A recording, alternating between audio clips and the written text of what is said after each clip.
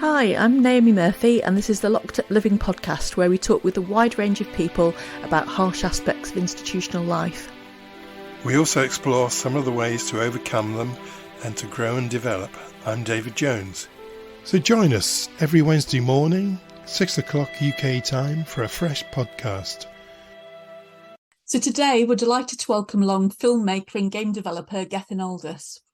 Gethin was co-director and executive producer of the Work documentary and staffed group therapy retreats at Folsom Prison with Inside Circles and Massachusetts Correctional Institution at Norfolk with the Jericho Circle. Really, really pleased to get the chance to speak with you today. Excited to be here. Hi, Gethin. Hi. Hey. Yeah, it's very good to meet you. And thanks for giving us your time. Gethin, you've been involved in men's work for over a decade. How did you first get interested in this field? Well, how did I get involved? Well, it took a friend of mine. A friend of mine did one of these men's weekends, sort of in 2000. Let me do the math. 2010, and then every time he saw me for the next 7 years, he went, "You should go and do this thing. Have you done it yet? Have you done it yet? Have you done it yet?" Men need to be sort of initiated into adulthood, is what he was telling me. Otherwise, they carry the sort of trauma of their childhood into their adult lives, and it sort of plays out and it comes out sideways and it comes out, in all these strange ways, unless they go and do one of these kinds of weekends. And I was just like, "Shut up, dude! I'm perfectly manly and don't need to do any of these such crazy things." And then, as I said, like 7 years later, one day I just woke up, literally bolt upright in the middle of the night. And I was like, whatever he's been saying to me, I need it now. It was sort of, I'd had a daughter maybe a few years before. And it was just, I just realized I was a child and I needed to work out what was going on inside me. What do you mean by that? I realized that I was still sort of coming from this really childish place in myself. And I didn't really know myself, and that was fine when I was just responsible for me. But now I was responsible for this other sort of helpless human being. It wasn't okay anymore. Good, that's helpful. So your film, The Work, which is, of course, very famous within, I suppose, a circumscribed field, won a UK Grierson Award for Best International Documentary and Best Cinema Documentary. So, I mean, I was pleased when I saw the name of that award, because I grew up watching John Grierson presenting I think it was a half-hour programme on the BBC every week, of very short documentaries. And I've hardly seen his name since. So that was a pleasant surprise. Anyway, getting back to you, in this film, you depict group therapy retreats at Folsom Secure Prison run by Inside Circles. Can you tell us something about that and how these retreats are run? How they're run? I mean, they were how the whole thing sort of came about is one of these sort of weird sort of miracles of just, it's so unlikely. It's so impossible, in fact, when you go back and look at how it came about. Basically, there was a riot in Folsom. This guy called Patrick Nolan just woke up one day and said, his best friend was killed in the riot, and his friend was on his way home, and he just woke up one day and said, there has to be another way. And around the same time, he was a poet, and some of his poetry had been published in that. So he's in prison for life and dying of hepatitis C, it turned out.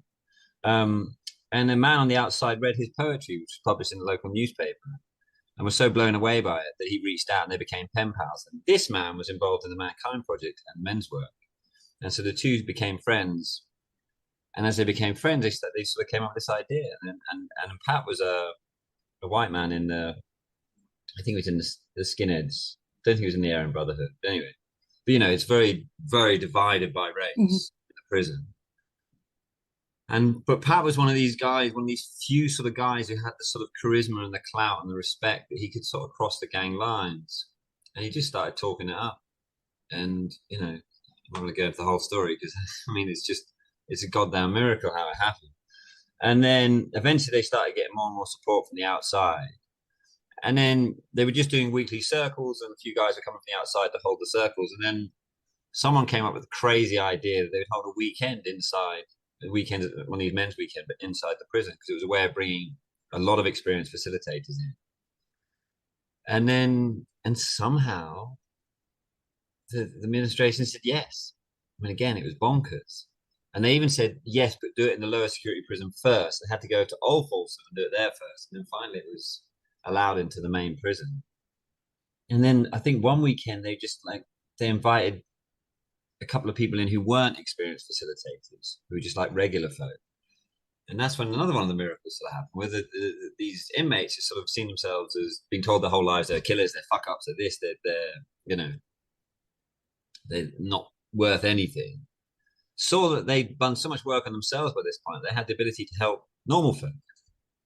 And then they started to see themselves in a completely different light. So wait a minute, what? Did I just help this person?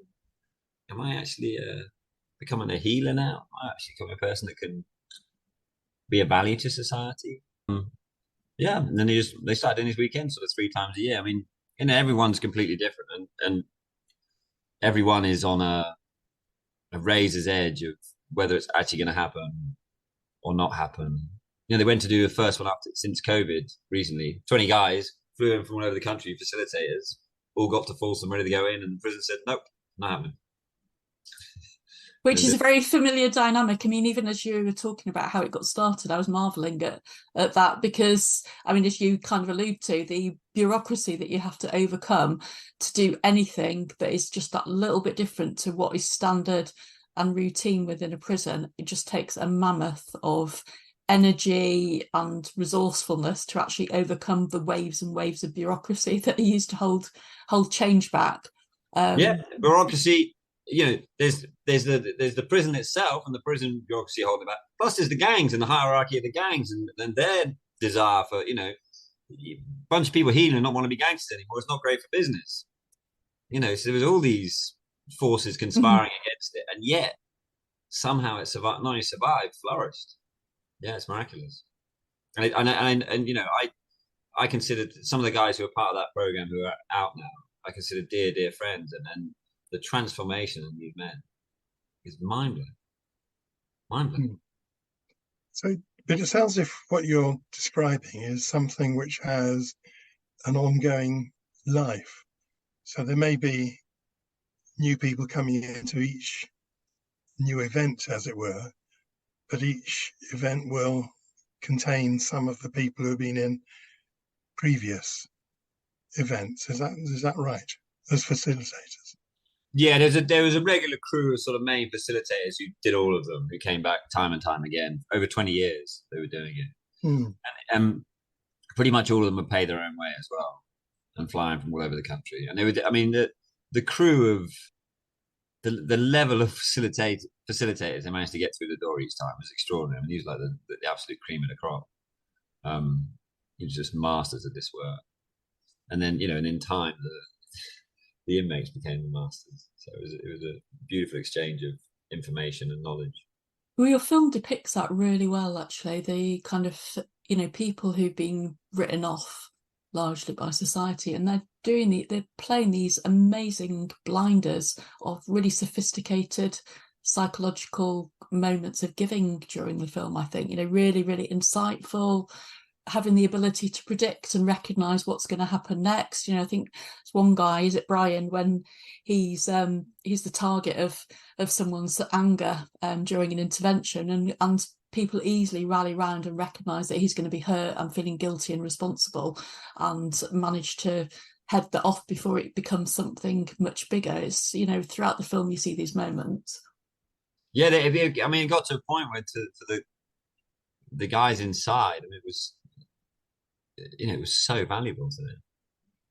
So they would go do anything they could to protect anyone who went in, because that's it. One person gets hurt who's coming from the outside, that is it. It's never happening again. So it's obviously a fairly tough setting, and some of the participants appear to look fairly tough too. Do you think the toughness here in a way attracts some men to join who might otherwise not find their way to therapy. Yeah, I mean, that was the secret of the film as well.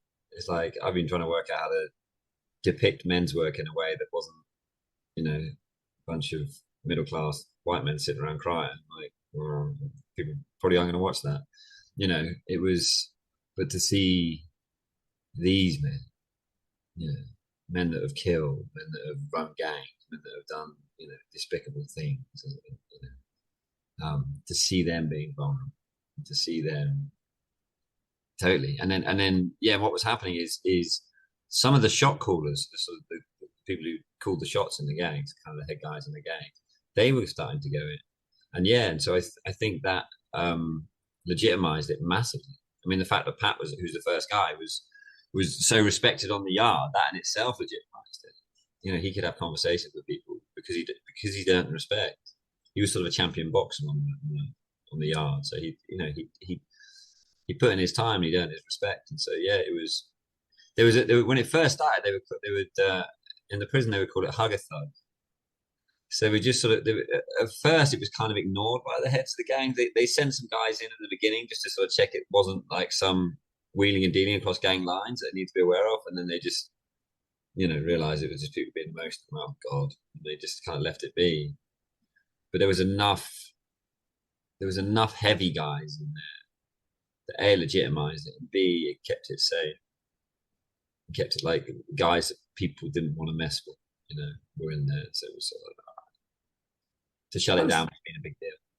But I was curious about what kind of men outside prison would choose to go and engage. They've got all sorts of therapeutic options available to them, haven't they? If they choose to pursue those, why would they go and do therapy in a high secure prison rather than I mean, one of the individuals you're looking at one of them.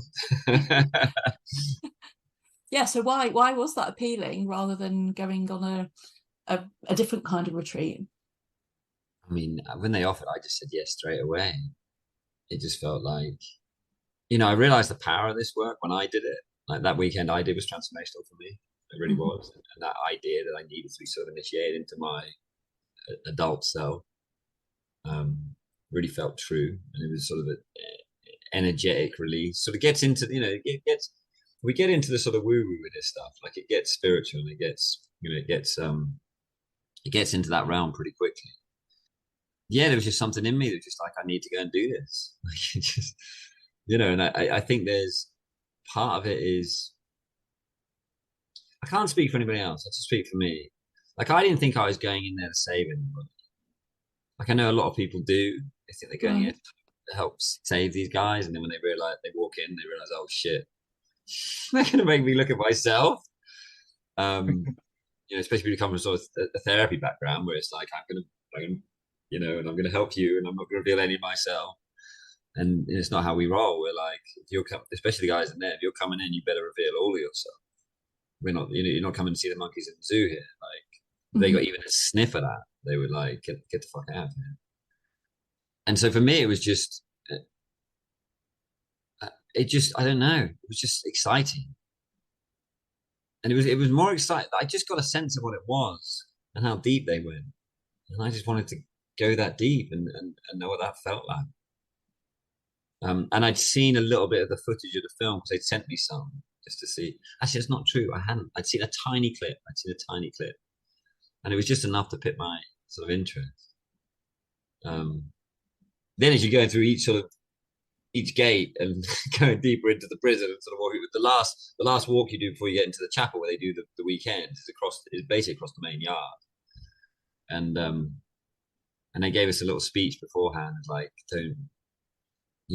don't shake someone's hand unless they shake yours. Don't hug someone unless they hug you. Don't, if you hug someone the day before, don't assume you can hug them the next day because they went out to a war zone that night. You went home and ate some sushi. Yeah, and so as I'm getting closer and closer and closer, I can feel this.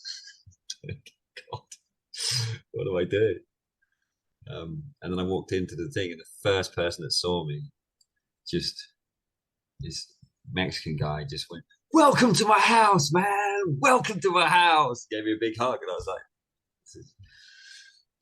"Yes, I don't know. I can't really answer anyone else why people would do this. Maybe they're all crazy. Well, at some stage they probably think they are crazy, yes, because I think it's the first great realization in therapy. If you're lucky to get that far, oh shit, I've got to look at myself. I can't sit back and be my usual smug person. Yeah. And it was so, I mean, and what was also remarkable in there, which was, again, no one realized when they started, but to survive in prison, you've got to be able to read everybody. They can read them well. Like that little eye flick over there, that's that guy who's going to knife you when you walk out of the thing. That so you this awareness of people's body language has to be so highly tuned. And so you then bring them into this sort of setting, and it's like quickly they're seeing what's that emotion you just ran from there? What's that little eye flicker that you're trying to hide from?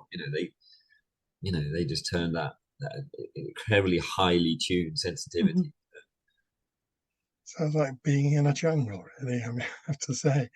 So it's a place where you have to be on the top of your senses all the time.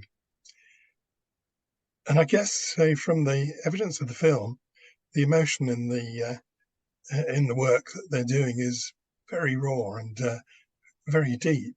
So what was it like for you being there in the midst of all that? Your initial involvement and the work that you did, and then there's the work that you did as a filmmaker, because of course you can't be totally detached as a filmmaker in that setting either.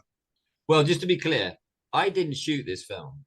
This film was shot sort of 6 years before I found out about it, and and then the footage sat in a cupboard for about 6 years, and they basically got stuck.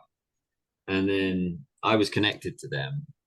They invited me to come in to do one of the weekends. I went in, did my weekend, came out, and then they told me afterwards that basically that was a test, and they wanted to see if I had what it took.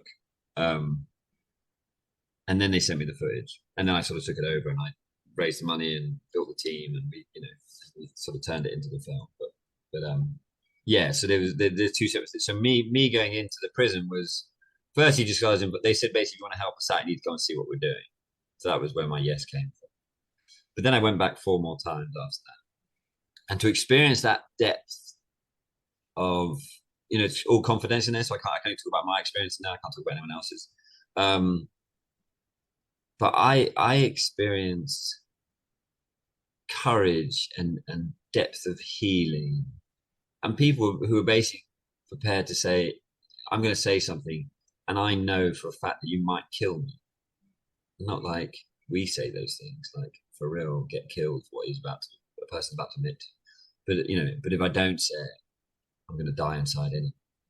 So it's just this level of courage which just rocked my world. It made me see all the places where I sort of stepped back through fear, my own trauma, and allowed me the courage to step forward because I could remember what I experienced in there. I mean, it was indescribable, the level and the courage. And then for myself and my own sort of healing, I mean, I remember at one point, we call it, am I going to work this weekend? One of the sort of the parlance. And I remember I sat next to some guy and I'm like, yeah, I'm probably not going to do any work this weekend. I haven't really got anything. There's nothing coming up. And then like 10 minutes later, I'm on the floor wailing. And it's just a thing say just before I'm about to actually open up. And I did my first weekend there. I mean, there was some trauma I've encountered around me most of my life, and it really impacted my life. And I put it down, and I don't think I picked it back up again. It was that powerful. And it was so extraordinary to be in a place. And I remember one of the inmates came up to me afterwards and he said, you were going sort of so deep into your emotions, I wanted to run. He said, but I stayed. And he was so proud of himself for staying and supporting me and being with me in my work. But that was healing for him. That's the beautiful thing about it, is it all. And then the deeper one person goes, and the next one suddenly has got the permission to do it, and then the next one's got permission to do it. And it just this soup sort of gets created, and it just goes deeper and deeper and deeper. And you can feel it in the room. Like there's an energy, like it's like the power of a container. But we're talking like 50 people in a circle. and the room can hold. So we would do these check-in and check-outs with like 50 people that sat around in a circle. And you're referencing the courage, but I think not only is there the courage of kind of like facing that emotion that's been sort of boxed off in such a deep way. So there's that level of courage, but also there's another level of courage, isn't there, of actually putting your shit out there and letting everybody see it. You know, some of those conversations that are so honest and being willing for that to be filmed and being broadcast, you know, is adds in something extra as well. Well, it's funny actually. There's two things there. One is confidentiality in those circles is everything. You know, for regular weekends aren't being filmed, it's life and death, isn't it? Like, and there's this real, like, they make a point of like, do not speak about what goes on in your day. And then in terms of the film, actually a few of the guys who got out now who were in the film, and I was like, you know, I asked one of them, I said, I said the same question to you, I got the courage, you know, putting this out there, and you know, people from your gang might see it, and repercussions. He was like, I didn't think anyone was going to watch this thing. You know, it was just like, they're just filming this thing, whatever, film this thing. And, you know, they had no, at the time, they didn't, you know, they were all in prison for life and didn't really think it was going anywhere and didn't really care. And the beautiful thing about it, and this is where you sort of get into the spirit work, is had they released the film straight away, I don't think it had the same impact.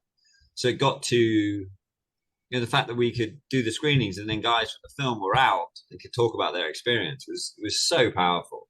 And then a few of the guys in the film have now, I mean, 3 of them are in the film of the 4 are now running Inside Circle. So the organization that was running things inside the prison, they got out and then they took it over. And so 2 of them are full-time doing it, 2 are sort of part-time. But yeah, now the organization is run by the people who it saved. Fantastic. And I think one of the things that's captured really well in the film is how close to pain the aggression of men is. So even amongst the men who are not imprisoned, and I just wondered whether our policies around crime and justice might be different if policymakers were made to watch the work and see that deep pain that's there, that's buried underneath the aggression. Yeah, I mean, God. Yeah, you know, until we start looking at all incarceration through the lens of trauma, we're just making it worse. We're just adding more trauma. My humble opinion is the legal system and the prison system and justice system is there to protect society. So you remove someone from society, they're a threat to society, and then you put them back into society when they're no longer a threat. Now, how do you stop someone being a threat to society? Do you stick them in solitary confinement for 10 years and deepen their trauma and let them live out in a gang and you know, do all the stuff they do? Is that, you know, and then just in time they'll just get old and tired, and then you can eventually release them 40 years later and they're just kind of exhausted, and then they're, you know. Or do you give them tools? Oh, we understand that you suffer some trauma, so it's okay that you murdered this person. No, it's not okay that you murdered. You have to be accountable for your actions. And, you know, it doesn't serve anyone. This is sort of prolonged punishment, you know. And I think the whole thing of solitary is, you know, one of the guys I know in passing just said, I did the whole 10 years solitary thing. That was a sentence that he said. 10 years, you know. And for some guys, yeah, solitary did work. It was sort of, you know, 3-4 years into the hole, they're just like, wait a minute. One of my friends looked around, and Charles Manson was in the same solitary as him and had more freedom than him. He was just like, wait, something wrong with this picture. I'm considered more dangerous than Charles Manson. But imagine if they, I mean, if they, you know, in Folsom, they had to start releasing people because, you know, they'd stop doing the crime, to stop getting written up. So they moved into a lower security prison. So, you know, there was this sort of, if they'd kept everyone there and just released everyone straight from prison, there'd have been a tipping point in that prison. You'd arrive there and there would just be this healing thing going on. You wouldn't even need any guard, you know, maybe a few, but, you know, you have, you know, more facilitators than guards. You know, we could completely change the culture. Absolutely. And then when you do release someone from prison, you have to be excited about it because you know this person who's done all this deep inner work and it's got all this to offer our society, is then released back out, and it'd be like an exciting moment, not a scary like, what are we gonna do, you know? Absolutely. I mean, both David and I have run programs in prison which were trauma focused. And I think what you see from doing that kind of work is actually how much that also contributes towards victim empathy, because actually when the men are connected with their emotional selves, then, you know, they find the work on their own offending behavior much more challenging, because they're getting into it at a much deeper level, because there's that sense of, shit, what must have the impact been on my victim? Whereas I would say prior to that, it can be done in quite a tokenistic way, because they're so dissociative and so detached from what they've done. So actually offering people the opportunity to engage with their trauma and heal from that, you know, has the offers the possibilities of so much more, in all the ways that anybody would want the justice system to work, not just the being soft and being caring as it gets depicted. But you can see from the film, it isn't soft work, is it? I mean, that's probably way more challenging than any of the sort of standard offending behaviour programmes that get offered within prison systems, or certainly within the UK. And the funny thing about the program is you didn't get any points for showing up. There was no points you could take to your parole board. None of that. They made a point of, you know, like, you're not coming here because we're gonna, you know, to get something on a piece of paper that's gonna help. You know, they didn't want that. But what did happen, and again, one of these, you know, these guys would go into the parole board, and the parole board would see it. Yeah. They'd be like, you know, they're looking for this, you know, self-awareness, and they would get it in spades. And basically, quite a few of the guys who got out said they would go into the parole board and treat it like it was a circle, just be completely vulnerable. Yeah. And they just started letting them all out. And yeah, I mean, God, how do we? I mean, it's so, like, even after everything that's happened in Folsom, even after all of the positive things, for the administration to stop the first weekend after COVID, after 3 years of all these guys and everything they've gone through, to stop it it was just over a technical thing. It wasn't, it was just a bit of paperwork in the wrong place or something. Like, come on, like, you know what this is, and if you don't, you should be paying more attention. So frustrating, but also such a common practice. But I think, when the fact it's a high secure prison, isn't it? The men that are featured in the film are all serving very long. So, the phrase of 75 years gets bandied around quite a lot in the film. So they're all obviously there for very serious violent crimes. Lots of former gang members, including those with histories of racism, so the Aryan brothers, for instance. But in the film, we see them demonstrating there's lots of really beautiful, moving moments of love and tenderness.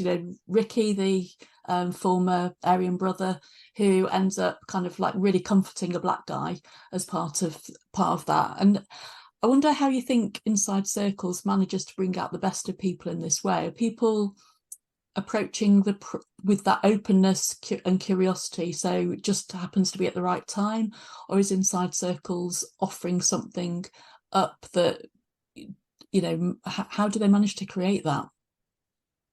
To create that sort of, to make it that willingness to be, yeah. Well, I suppose that people are opening themselves up to love. Ultimately, I think is what happens in them. That gets spoken of quite candidly at one point in the film. But people are willing to be loving, to drop their barriers, to drop their hatred for others. And I think that's a really special thing that was achieved. Yeah, I mean, to me, it feels like all the sort of, I think what quickly happens in a circle. I mean, I do, I do this work with formerly incarcerated men in New York, and this stuff around me being a white guy still comes up. Still triggers people, especially when you want to, if I interrupt someone who, I get excited about things. I often interrupt people, and I'm really trying to be better at that. But it's triggering. It's triggering. So I mean, there's a lot of certainly what happened in Folsom is everyone just started to realize they have more in common than the things that separated them. And that was the name of the game. It's like, why are we killing each other because of our skin color and rag color? one of the prisons recently where there were like 8. I think it was some Crips, and there was something going on with the sort of Mexican gang, and they released these 8 guys out onto the yard, knowing that they were outnumbered by 30 or so of the guys in the other gang, knowing that there was this beef going on, and just let it happen. As almost like I mean, we can all come up with our own theories as to why it happens. But to me, it seemed like it was a blood sport. It's like, oh yeah, this is going to be some fun. Let's let them go. And the 8 guys like, oh god, we better attack them, because if we wait till they attack us, we'll do. Yeah, we recently interviewed Isle Press about his book Dirty Work, and one of the things he focused on in that was this kind of like complicity with some of the horrific things that can happen in prison as well at times. And certainly if you've not read it, that's really worth reading as a book. But I think one of the techniques that gets used in the film is this. You've kind of alluded to it already, how sophisticated the men are in terms of paying attention to what's going on in the body and that flash of eye, for instance, or expression. But also in the film, I think what we see is how people are aware of how much people's bodies are a key to as an entry point to their stories. So, not just the obvious reflections on eyes or posture, but also understanding the importance of physically leaning into the body, or the power of a soft hand touching the jaw at one moment, you say. Do you think the physicality of the approach enables something to happen that couldn't have if they relied solely on just talking and, stayed within their own personal body space? That's a good question. This is where the sort of I think there's advancements in what works and what doesn't. I mean, what I'm super, super clear on is it's all stored in your body. Yeah. So it is all. I mean, what we do with All Kings these days is, we have a sort of our first weekend, which does work like that, where it is big and it's physical and it's moving energy. And I think there's immense value to that. And then there's other times when it doesn't need that. It's about actually going inside and feeling the sensations in the body and letting those sensations. All right, so I'm feeling some incredible rage right now. So we have 2 choices. One, well, let's let that rage out and see what's on the other side of it, which is what you see happening in the films. And the other one is where are you feeling that rage in your body? I'm feeling it in my eyes. So breathe into that and see where that takes you. And so there's an inward version and an outward version. And I mean, for me, I think a combination of those 2 modalities is where it's at.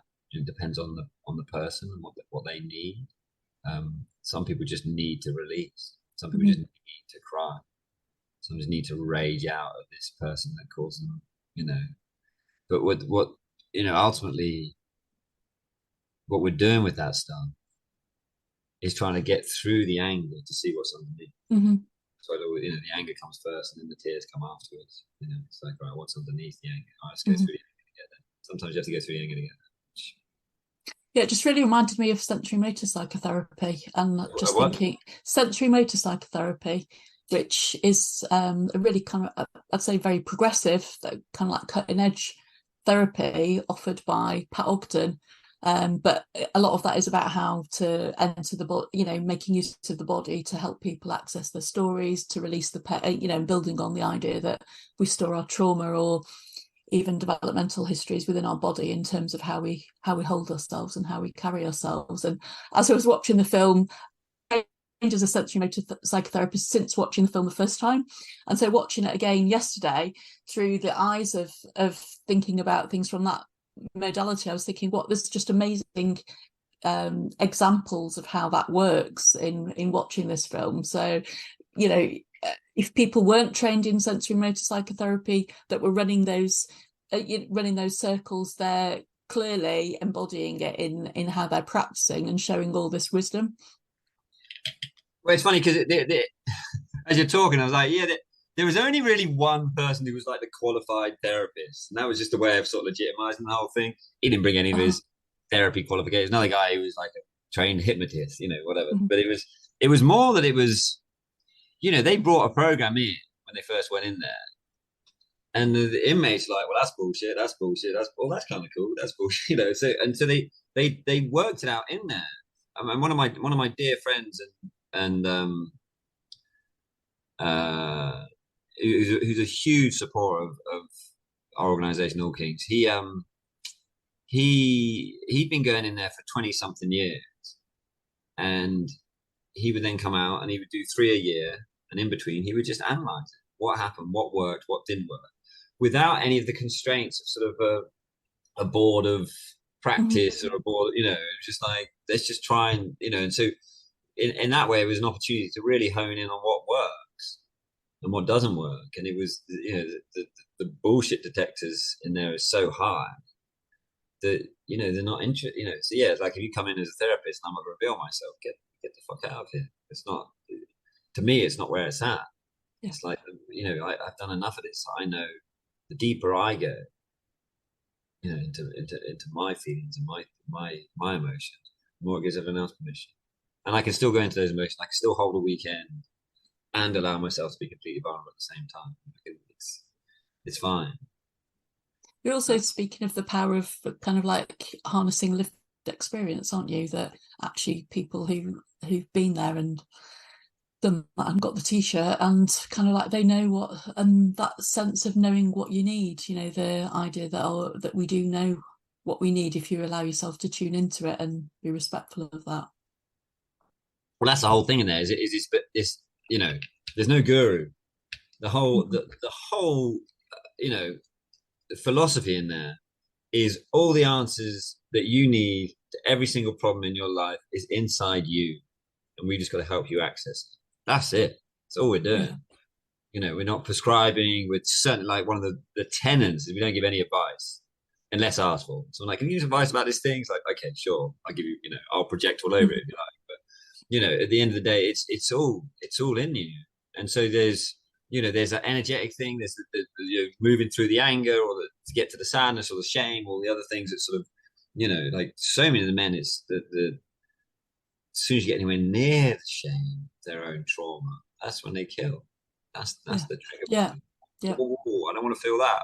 I don't want to feel that. So let me just put a stop to that by, you know, shutting that shit down. You know, so there's that sort of energetic thing. Then there's, you know, then there's going inward and feeling the body, and then there's other thing which we've really been working on a lot recently, which is parts work. I don't know if you guys have done much. Yeah. Like internal family systems. Yeah. Yeah. Internal family system, and I'm going to say something which is, you know, is controversial, I guess. And internal family systems, my understanding, it doesn't. There's, when you do deep parts work, inevitably you're going to work with a part, and every single part of you has a positive intention, even if it's completely ruining your life. Even if it's making you 400 pounds and you're just eating all day every day, that behavior was learned somewhere. Yeah. And so when we do this sort of deep parts where you sort of get to this part and you renegotiate with, well, is this actually helping this person? Can we, you know, but occasionally you meet a part which does not have a positive intention. And so, you know, and we're still trying to work out the language around this because it gets, again, really controversial, but, you know, the part is not a part of you. You know, it's an energy that isn't a part of you, but somehow it's attached itself to you. So we have to sort of remove that, you know, and it gets sort of into the shamanic realm, but it's real. And, you know, and these sort of external energies that attach themselves to people. And again, I'm trying to work out the language just not to be like, oh God, he's, you know, talking about. Well, it's difficult, isn't it? If you think about how what the therapeutic world, so much of the dominance has come from the West, and initially throwing ideas out the window and dismissing as woo-woo things that now, like, you know, if you take mindfulness and meditation, for instance, now is really well established, but, you know, for many years would have been seen as being a bit out there in the West. And, you know, increasingly we understand that there is, you know, there is something about our energies and how we are in synchronicity. If you've got mainstream psychiatrists like Dan Siegel talking about the concept of we and the idea that there is no I on your own, but only in relation to others, I think we lack the language to be able to take things further in some ways, or get caught in this kind of like conflict of the needs of science or the need to have something tangible and proven, rather than go with what we inherently know or intuit from our experience. And that does make it hard to have conversations about this sort of thing without sounding like you're a bit woo-woo, and potentially having ideas dismissed because it's just too difficult to get your head around. Yeah, and I mean, my current sort of working thing is just to say, well, this is a metaphor. So if we treat these as external energies, and we use the metaphors to describe these external energies, or call them whatever you like, and we run through the process as if they are an external energy, that's not a part of you, somehow it's attached itself to you, and often these energies come in during a traumatic time in your life. Then using those metaphors, which may or may not be true, has an extraordinary impact. Mm-hmm. Like amazing, incredible changes happen. I mean, I'm a huge advocate of parts work now. Like, we've got this again, this same guy Bill, who's totally under the radar. He came up with this idea of creating a sacred space inside you. So, and I don't think IFS does this, but basically, you meditate down, and you with a facilitator will sort of help you create, and you invite all of your parts into this one space. So every time you do a session, we just go down into the sacred space. Your parts are already there. There may be, something crazy going on, and you just work directly with your parts, and you create this sort of dialogue. It feels sort of schizophrenic in some ways, but you create a sort of internal dialogue with all your parts. And so as your little girl or your little boy acting up, what do they need? Is this, and it's the most incredible way of sort of regulating someone's internal world. So yeah, we because none of us come from this sort of, don't have the medical board looking over our shoulders. We get to play, and if it works, we keep it. If it doesn't, we ditch it. Fantastic. But moving on a bit. Yeah. Your film is really compelling, and actually I probably should also mention for listeners that you can find film on Amazon Prime, so it is available to watch within the UK, certainly. But your film is really compelling, and it captures what a difference hope and love can make. So it's such a contrast with the kind of like salacious diet of horror that we tend to be fed about prisons, and especially American prisons. You can almost smell the fear when you watch the Louis Theroux programs that go into American jails. Why don't more filmmakers harness the power of these kind of emotions? Is horror really and hate really what we need to see, what we want to see? Because it sells.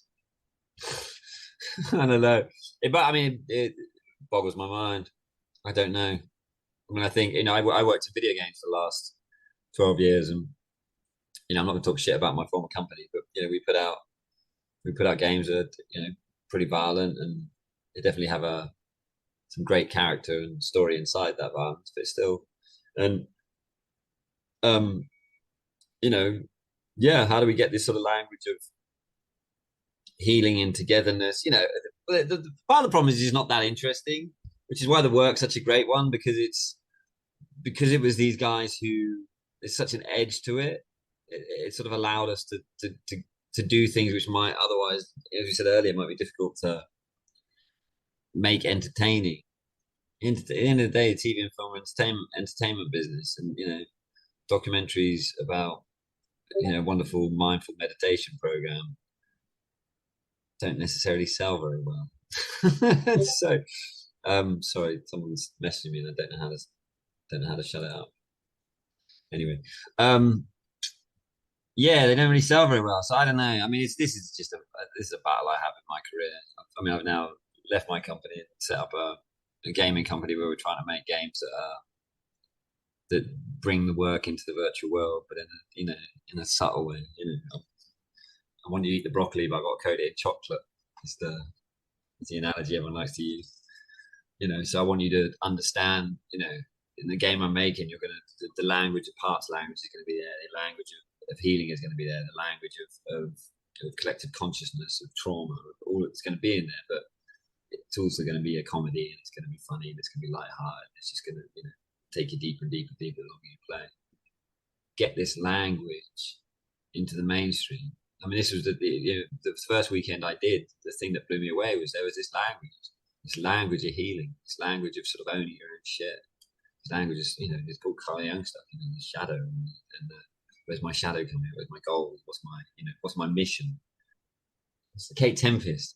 That line, every single person has a purpose in them burning. Look again, allow yourself to see them. I love that.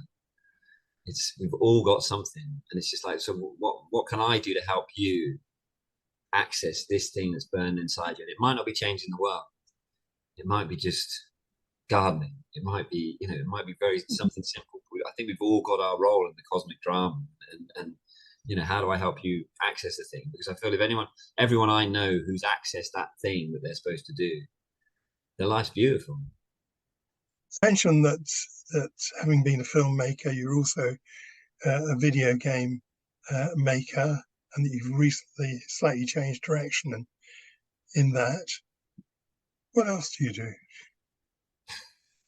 What else? I'm a big fan of 5 rhythms dancing. that's my sort of the men's work and circle works. I do it with women too, but it's definitely one of my healing practices. And the other one is dance and movement. Yeah, it's something I discovered about 4 or 5 years ago. And I'm in my 50s now, and I want to be able my body to be able to move. And I did a class this morning. Yeah, dance like a lunatic for an hour and a half. But it's done in a sort of they call it a moving meditation. So yeah, it's something else I'm a big fan of, and especially when we start to do this deep parts work.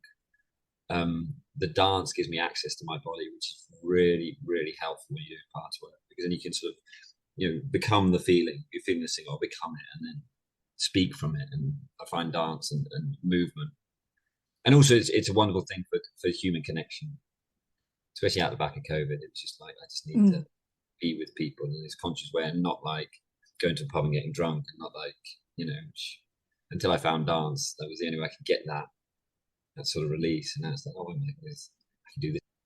Does that make sense? Yeah, no, it does.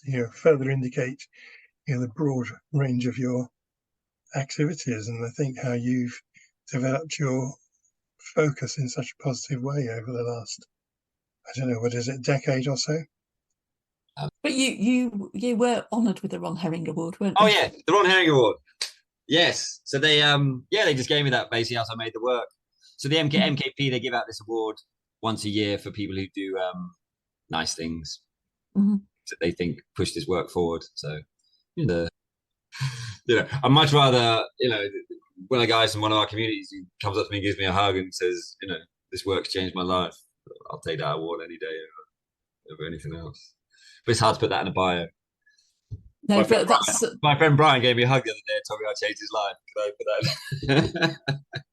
But I think what a perfect way to finish off the conversation, actually, because you're talking about how that connection actually means more than a lot of the trinkets that people might end up with their, during their career, and actually that deep connection being so powerful. And, it's been great to talk with you about the film today and your work.